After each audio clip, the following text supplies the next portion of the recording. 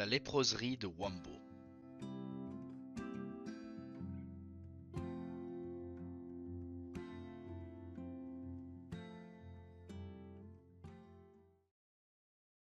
Cusco, 6 avril 1952.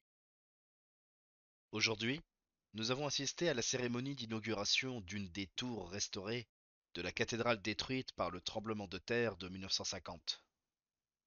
Au sommet de la tour se trouve l'une des plus grosses cloches du monde, la Maria Angola. On dit que la gravité de son carillon est due à la quantité d'or utilisée pour sa fabrication. Détail très intéressant, pour nous en tout cas, au lieu de jouer la marche royale espagnole, la fanfare a interprété l'hymne de la République espagnole. Les efforts désespérés déployés par le consul d'Espagne pour y mettre un terme valaient le détour. Pelao et moi avons été pris d'un fou rire et en sommes arrivés à la conclusion que Tupac Amaru, les Quechua et le peuple espagnol venaient de se venger de l'Église et du franquisme. Dans l'après-midi, nous sommes rentrés pour aller visiter Sacsayhuaman. Sans nul doute, cette forteresse majestueuse n'a rien à envier au Machu Picchu, mais malheureusement, sa facilité d'accès a permis aux Espagnols de prélever sur ses murailles les pierres dont ils se sont servis pour bâtir leurs églises. La forteresse est divisée en deux parties. Dans la première se trouve le trône de l'Inca, auquel on accède par plusieurs escaliers, certains constitués de 3 ou 4 marches gravées dans le même bloc de granit. La seconde partie de la forteresse abrite plusieurs fontaines, ainsi qu'une construction en demi-cercle où était située la maison du soleil, ou Intihuatana. Certains blocs pèsent plus d'1 tonne, et l'une de leurs caractéristiques les plus typiques et les plus impressionnantes est la façon dont ils sont agencés les uns par rapport aux autres. Il existe plusieurs théories à ce sujet, dont l'une explique que ce mode d'imbrication permettait de retirer un bloc pour le remplacer sans affecter la stabilité de l'ensemble. Certains blocs ne présentent pas moins de 12 côtés. Un de ceux du Machu Picchu en avait 32. Selon une légende, les Incas étaient capables de manipuler ces blocs sans effort grâce à une herbe dont le jus amollissait la pierre jusqu'à la rendre malléable comme de l'argile. Notre guide nous a parlé d'un oiseau qui, emportant dans son bec un brin de cette herbe, s'en servait pour faire son nid au cœur de la roche. C'est une très jolie légende. Mais Pelao et moi-même savons que le jus capable d'attendrir la roche pour parvenir à construire de telles merveilles n'est autre que le travail de l'homme et son ingéniosité. Nous avons mangé au marché, où nous avons demandé cet étrange ragoût appelé adjako et servi sur une feuille de maïs ou de chou en guise d'assiette. Ensuite, nous sommes allés voir la procession du Seigneur des tremblements de terre. C'est une vraie fête païenne. Pour un peu, on s'attendrait à voir les Quechua retirer leurs ponchos et se mettre à danser autour de la statue, criant et hurlant en tapotant leur bouche avec leurs mains comme dans les films de Hollywood. L'effigie du Christ, réalisée avec une pâte sombre qui lui donne une couleur cuivrée et foncée, était portée tout le long par des Indiens en haillons, suivis par une fanfare militaire assourdissante.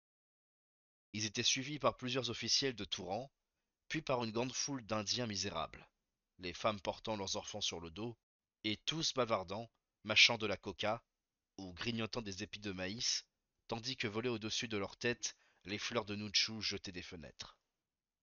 Les habitants de Cusco fermaient la procession, poussés sans doute par leur maître, ou par la peur que les prêtres ont instillée dans leur esprit. L'attitude des Indiens me laisse en tout cas penser qu'ils croient dans le Christ autant que Fusser et moi. Abansé, 11 avril 1952. Nous nous trouvons au bord d'un des nombreux canaux qui cernent la ville. L'endroit est une sorte de paradis. Le climat est chaud, sans être tropical.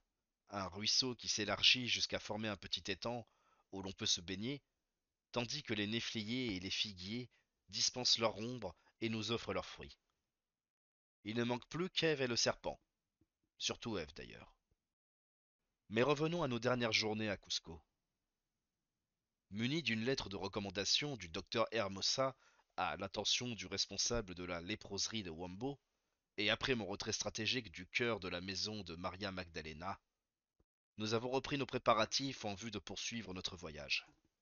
Nous avons passé plusieurs jours à manœuvrer et à attendre. Nous avons installé nos quartiers dans la caserne de la garde nationale.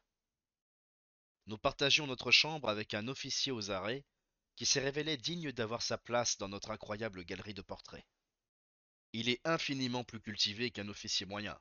Son imagination paraît sans limite et son esprit est imprégné du même impérialisme que l'écrasante majorité des militaires péruviens. Nous avons abordé avec lui plusieurs sujets, mais nous revenions toujours à cette manie de l'annexion qui, chez le soldat péruvien, confine à la pathologie.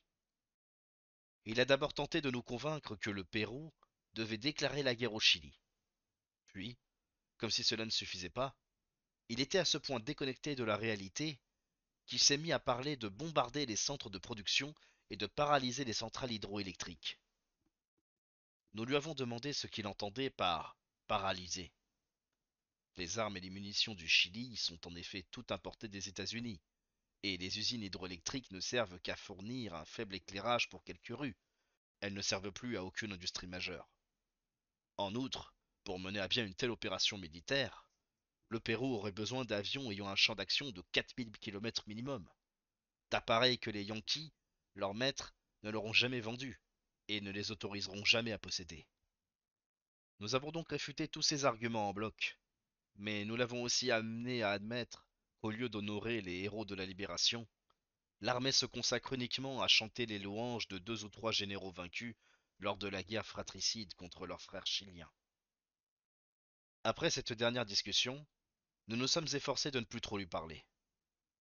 J'ai passé mon temps à lire en bibliothèque, tandis que Fusser retournait au musée, un endroit que j'évitais pour les raisons mentionnées plus haut. Quand j'étais obligé de quitter la bibliothèque, à l'heure de la fermeture, je retournais à la caserne où m'attendait le seul ouvrage intéressant que j'y avais trouvé. Le Napoléon de Dimitri Merejkovski. Pas aussi bon que son Leonardo da Vinci, mais il se lit bien quand même, et met en lumière certains aspects du personnage qui m'étaient inconnus. Enfin, nous avons réussi à nous faire prendre à bord d'un véhicule partant pour Abandse, sur la route de Wambo. Comme à l'accoutumée, la route nous a réservé de magnifiques surprises. Elle monte continuellement depuis Cusco jusqu'au village d'Abra. Nous avons commencé à gravir un pic couvert de neige et, après quelques minutes, nous roulions sur un haut plateau à la même altitude que les cimes enneigées des montagnes. Au crépuscule, nous avons entamé la descente dans un brouillard épais qui conférait à notre périple une nouvelle dimension, le danger. Depuis la route, le fleuve Apurimac ressemblait à un fin ruban d'eau, sinuant entre des petites éminences qui sont en réalité d'énormes collines. La route est extrêmement difficile, jalonnée de virages qui longent des précipices à pic, mais la beauté du paysage nous faisait oublier le danger. Plus tard, comme le soleil se couchait, ses ultimes rayons firent briller les sommets immaculés d'un splendide éclat argenté. Ce spectacle, et celui des cimes montagneuses couronnées de nuages, me rappela que la beauté ne connaissait pas de limite. La lune apparut pendant notre descente, nimbant de son halo le sommet des plus hautes collines. Sur plusieurs centaines de mètres, d'épais nuages pesaient au-dessus de nous. Nous roulions à une vitesse vertigineuse, et, au fur et à mesure de notre progression, nous avions le privilège rare de voyager sous un ciel tantôt clair, tantôt nuageux. Nous sommes arrivés à Abancé. En moins d'une heure, nous étions passés du froid quasi polaire d'Abra au climat chaud de la vallée. Nous nous sommes présentés à l'hôpital, où nous avons pu partager le dîner de nos hôtes avant de filer au lit. Nous nous sommes reposés un peu au bord du canal, avant de retourner à l'hôpital. Nous avons déjeuné, lavé notre linge et discuté un peu avec les infirmières de méthodes de laboratoire clinique. Comme en d'autres circonstances, c'est sur les aventures de notre voyage que la conversation s'est rapidement orientée, et nous avons fini par partir chacun de son côté avec une infirmière pour bavarder et flirter. Nous nous sommes retrouvés en fin de journée pour une petite balade en ville qui s'est terminée au bord du ruisseau. Allongé sur le dos, le regard perdu dans le ciel, je tentais de me laisser emporter au fil de mes pensées, mais le spectacle qui s'offrait à mes yeux était si magnifique que je n'y parvins pas. Le ciel était en train de virer d'un bleu pâle à une nuance nacrée de rose, de plus en plus pâle. À ma gauche, la chaîne de montagnes nimbée de son éternel cortège nuageux se parait d'une teinte bleu-gris de plus en plus sombre. Si je basculais la tête légèrement en arrière, j'apercevais un fragment de ciel encore bleu, découpé en forme fantastique par les eucalyptus bordant le ruisseau. Les premières étoiles se mirent à scintiller, et toute cette symphonie de couleurs fusionna en une même pénombre grise. Nous avons rebroussé chemin.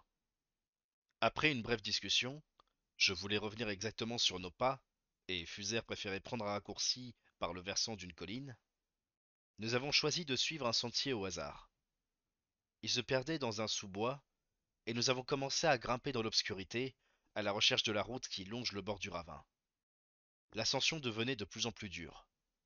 Nous devions nous agripper aux ronces et aux arbres pour nous hisser, jusqu'à ce que nous arrivions enfin dans un champ, près d'un muret de pierre. À peine l'avions-nous escaladé, que nous sommes tombés nez à nez avec le fermier, qui a dû nous prendre pour deux démons, car il a pris ses jambes à son cou en criant Viracocha. Nous avons réussi à le rattraper, et à lui expliquer que nous cherchions à rejoindre la route principale. S'étant ressaisi, il nous a indiqué la direction à suivre. À proximité de la ville, nous avons aperçu une longue colonne de torches qui s'est révélée être la procession du Jeudi Saint. Un cortège de jeunes filles d'école catholique, flanqué des grenouilles de bénitier locales. De retour à l'hôpital, nous avons donné une conférence sur la lèpre et l'asthme, qu'Ernesto a fort opportunément illustrée d'une brutale crise d'asthme nécessitant 2 injections d'adrénaline consécutives.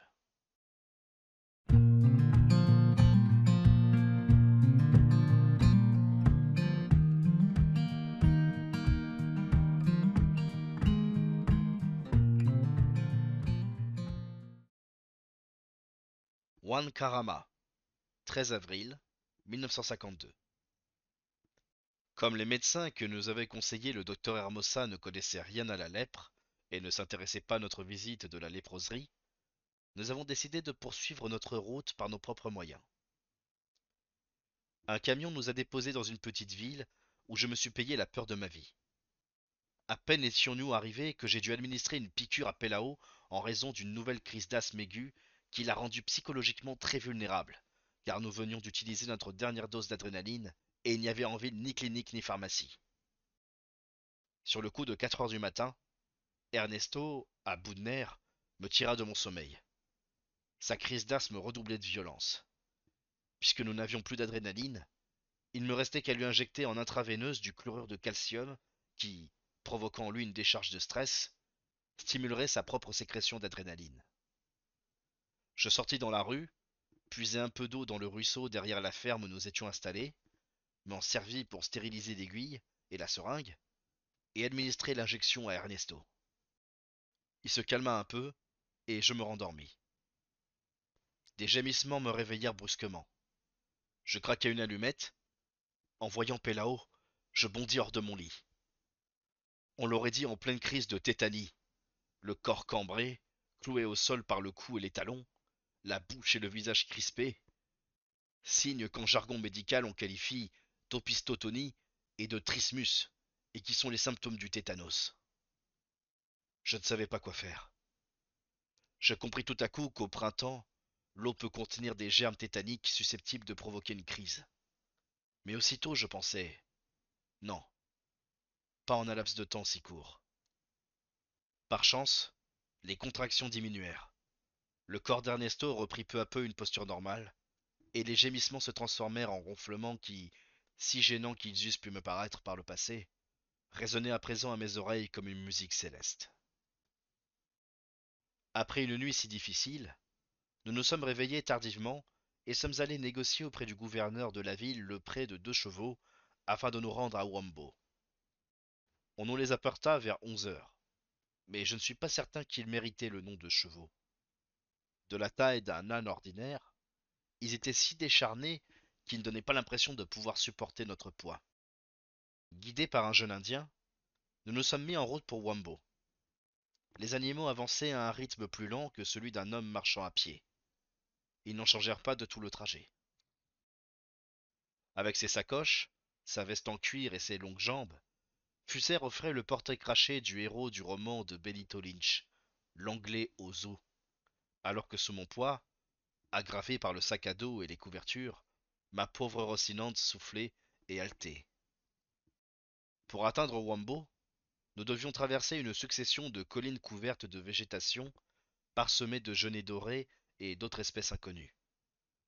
Le sentier est très accidenté, longeant parfois de profonds précipices, au pied desquels ondule une rivière, ou encore descendant au niveau du cours d'eau et le coupant.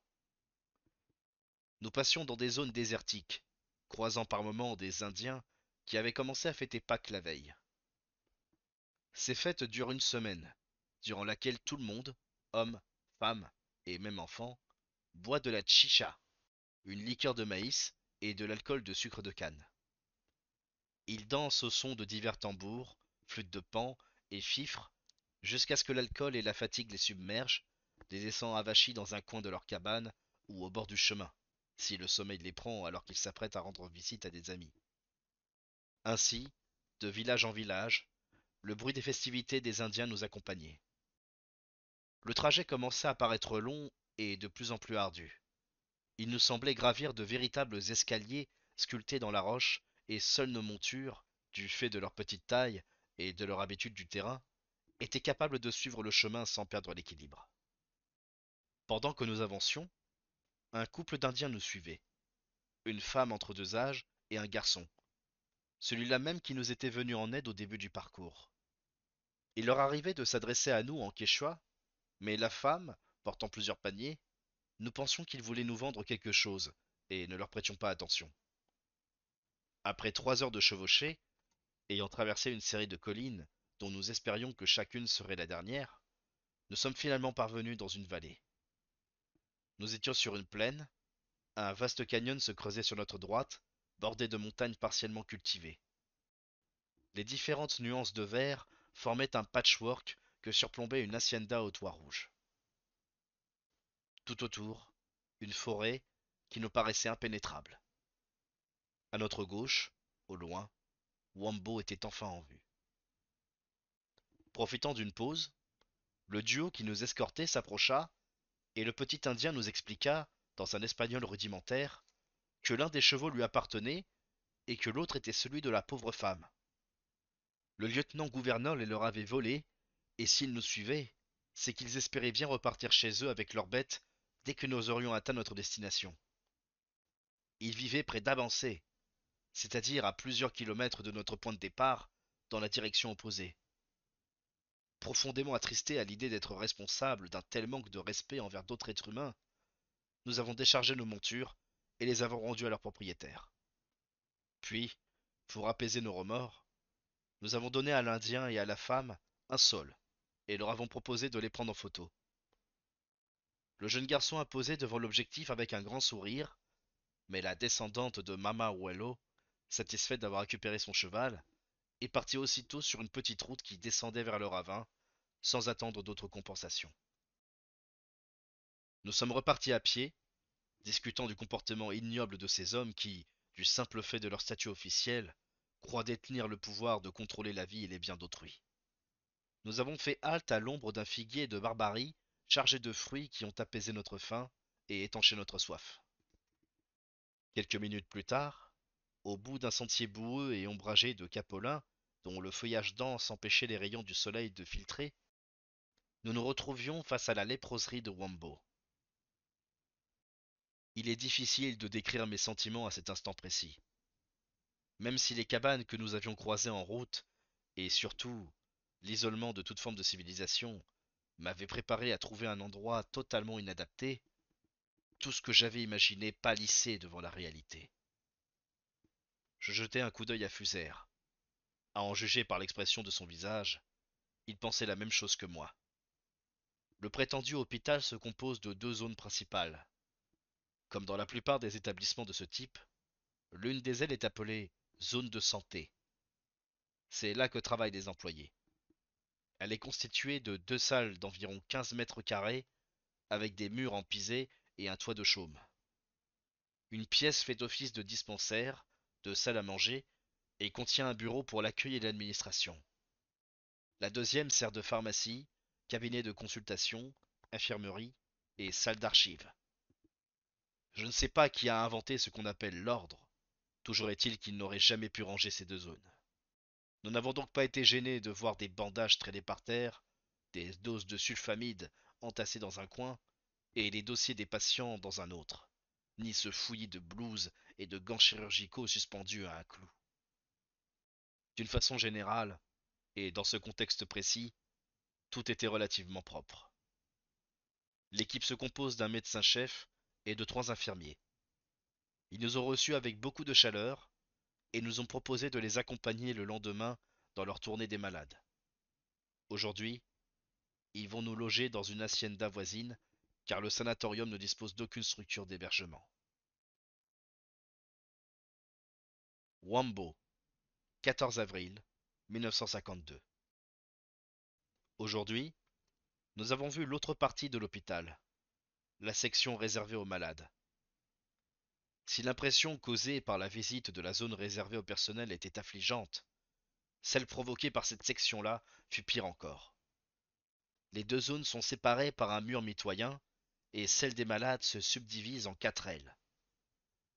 Chacune est constituée de 3 petites cabanes en terre sans fenêtres, et chaque cabane abrite 4 patients. Les plus pauvres végètent sur des paillasses en roseau, dans ces taudis de moins de 2 mètres sous plafond, sans aucune installation sanitaire. Un peu plus loin, une nouvelle zone délimitée par un mur en adobe, où les patients encore doués d'un peu d'autonomie trompent leur ennui en plantant du manioc, des patates, des okumos et du maïs. C'est là tout ce qu'il y a à voir dans la léproserie de Wambo. Alors que nous bouclions notre visite, une nouvelle venue s'est présentée à l'accueil. C'était une jeune femme originaire d'Iquitos, dont la lèpre avait été diagnostiquée lorsqu'elle se trouvait à Cusco. En se retrouvant dans cette minuscule pièce, elle n'a pas pu s'empêcher de sombrer dans un désespoir tout à fait légitime. Nous avons tenté de la consoler par quelques paroles amicales, assis dans une posture aussi paternelle que possible sur le rebord de son lit. Nous essayions de la convaincre de suivre un traitement médical pour pouvoir rentrer prochainement chez elle. Lorsque nous l'avons laissée, elle semblait quelque peu rassérénée. Puis nous sommes allés voir un autre malade, l'ancienne institutrice d'une école voisine. Elle s'est montrée très émue lorsque, pour la saluer, nous lui avons serré la main et que nous nous sommes assis sur les mêmes chaises qu'elle. Ses larmes, où se mêlaient le chagrin et la joie, nous émurent à leur tour. Nous l'avons prise en photo avec nous et avons poursuivi notre tournée. Une autre triste rencontre nous attendait. Dans la dernière des cabanes, 4 enfants, tous âgés de moins de 6 ans, vivaient avec leurs parents atteints de lèpre lépromateuse. Nous avons voulu vérifier que les enfants avaient bien reçu leur bacille de calmette et guérin en vue d'accroître leur résistance. Bien entendu, ce n'était pas le cas.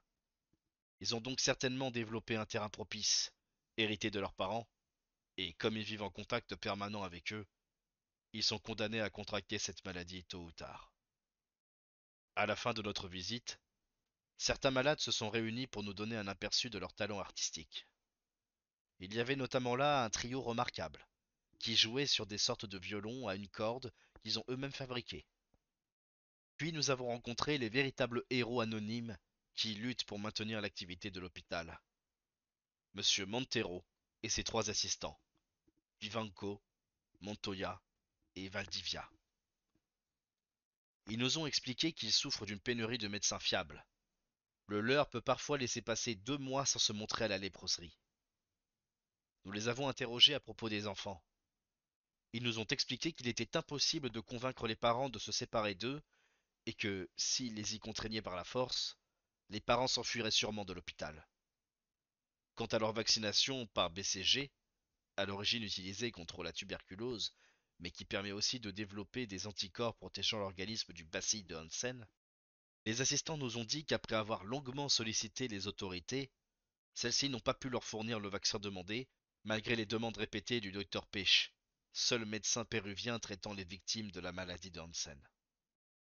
Néanmoins, le panorama n'est pas aussi sombre qu'il y paraît. Tout d'abord, la pharmacie est mise à jour régulièrement. Les patients reçoivent de la promanide et du sulfetron, traitements à ce jour les plus efficaces contre le Mycobacterium leprae. On leur administre également du sulfate de fer pour combattre l'anémie.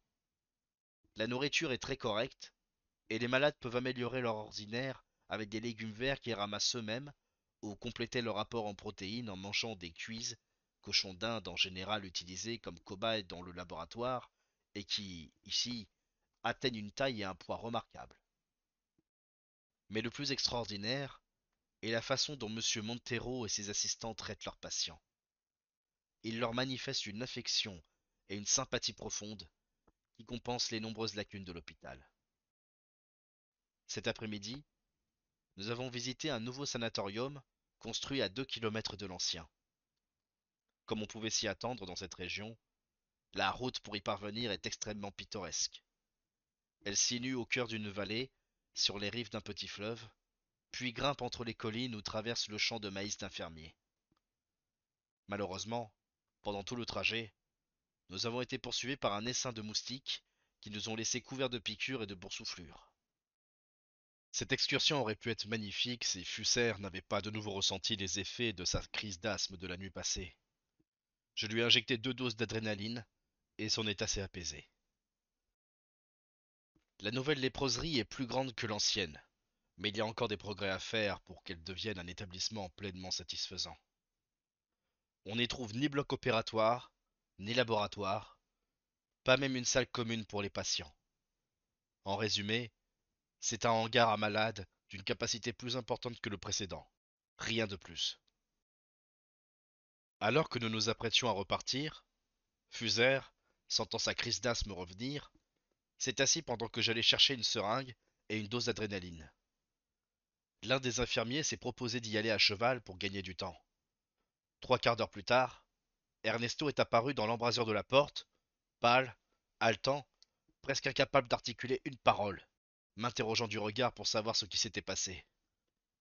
Lui et l'infirmier s'étaient croisés en chemin, sans doute sans se voir. Finalement, il a pu recevoir son injection d'adrénaline. Après avoir repris des forces, nous sommes rentrés à l'hacienda pour dîner. C'est un immense ranch qui s'étend jusqu'au fleuve Vilcanota, c'est-à-dire presque jusqu'au Machu Picchu. La luzerne y est cultivée dans de vastes champs qui servent de pâturage pour des centaines de vaches, dont le lait est traité de façon industrielle. On voit aussi des champs de canne à sucre sur les berges de la Vilcanota, dont ils distillent le jus pour en faire de l'alcool. Vrai poison et solide allié pour les propriétaires terriens. En apprenant que nous étions médecins, le propriétaire de l'hacienda nous a traités avec une grande estime, nous offrant amicalement tout le confort que nous désirions. Comment croire cette personne capable d'exploiter de la façon la plus inhumaine ses ouvriers, qui sont tout autant que nous des êtres de chair et de sang? Pour obtenir des terres cultivables, il procède de la même façon que les autres exploiteurs de son espèce. Il autorise les fermiers voisins à venir s'installer dans son domaine et leur donne une parcelle de terrain vierge. Chaque année, les fermiers défrichent un arpent de terre, l'engraissent et le cultivent, et lorsque le terrain cultivable a atteint les dimensions souhaitées, le propriétaire terrien fait expulser ses fermiers. S'ils veulent rester, ils doivent s'occuper d'un autre arpent de terre, plus haut dans la montagne, et il les fait grimper de cette façon jusqu'au sommet, où la terre est plus aride. C'est lui-même qui nous a expliqué cette méthode, devant un bol fumant de soupe de poulet accompagné de vin chilien corsé. Mais ni ce dîner délicieux, ni la peur de nous retrouver à dormir à la belle étoile, ne nous ont empêchés de critiquer férocement notre hôte. Il n'en croyait pas ses oreilles, et le pauvre monsieur Montero, qui nous avait présenté à lui, ne cessait de nous faire signe de nous taire. Le dîner enfin terminé, nous sommes montés nous coucher. Malgré une bruine persistante, les 2 chevaux et le guide que le propriétaire terrien nous avait promis étaient prêts à partir à 5 heures du matin. Au moment où nous allions prendre congé, il est venu nous voir, toujours contrarié, pour nous proposer de rester en attendant que le temps s'améliore. Nous l'avons remercié, mais avons décliné sa proposition. Nous sommes retournés à la léproserie, avons salué le personnel et les malades, et avons mis le cap sur Huancarama.